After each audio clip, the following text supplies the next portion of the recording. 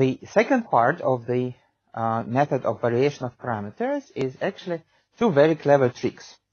The first very clever trick is that we are going to look for a particular solution of the non-homogeneous differential equation in the following form. We take the general solution of the homogeneous equation and we replace these two constants with functions of t. So it is u1 of t times t minus 3t plus u2 of t times e to the minus 3t. Alright, so they were constants, and now they, instead of being constants, they vary, which is why the method is called variation of parameters. So that's the first clever trick. Now, the next thing that we should do is we need to find the values of u1 and u2 such that if we substitute it to the differential equation, then we get a true equality. Well, the equation contains y prime and y double prime, so let's find y prime. So, where is y prime? Y prime is going to be y1 prime times t e to the minus 3t. Now I'm differentiating the first term, plus u1 times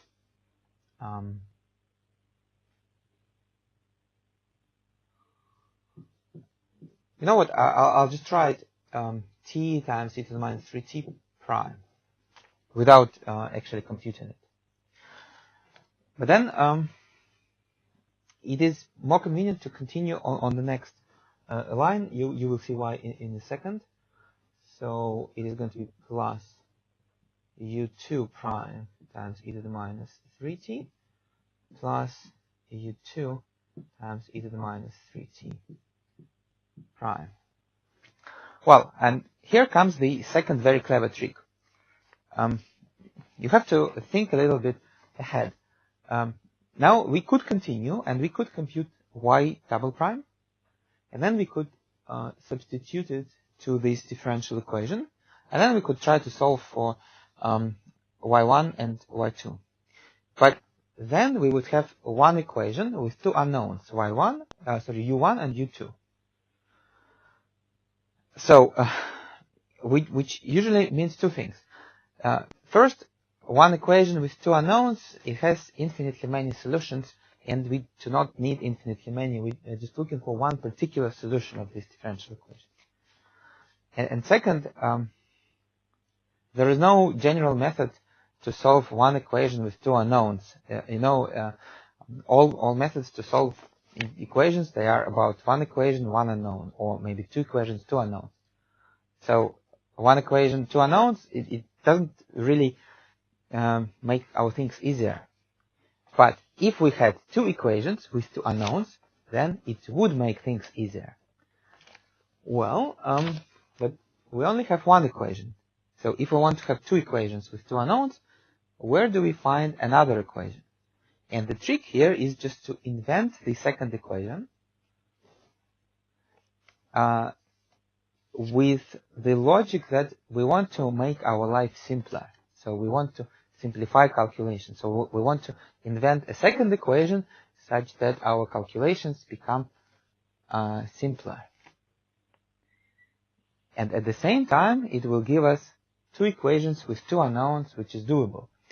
So the natural trick to do is, so imagine that if we differentiate this again, then these two terms are going to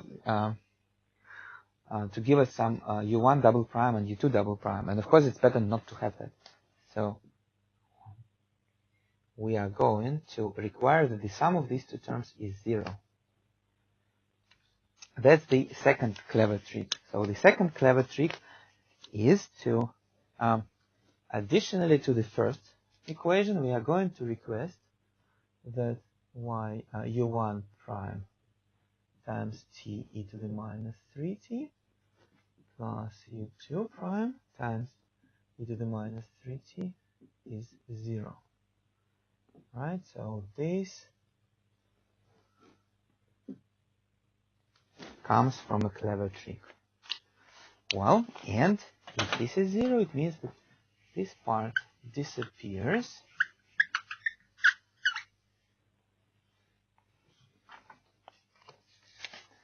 And now y double prime